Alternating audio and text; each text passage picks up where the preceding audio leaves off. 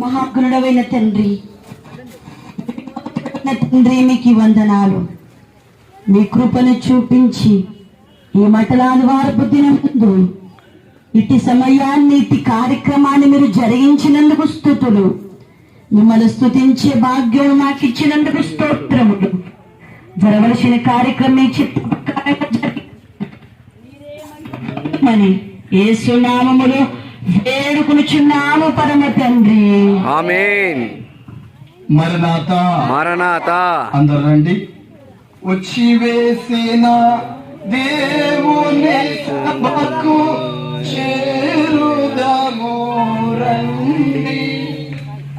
త్వరలో విని ద్వారాలు రాలేదు కన్నుల్లో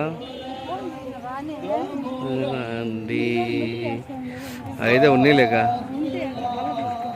వచ్చేస్తారు పలటానికి.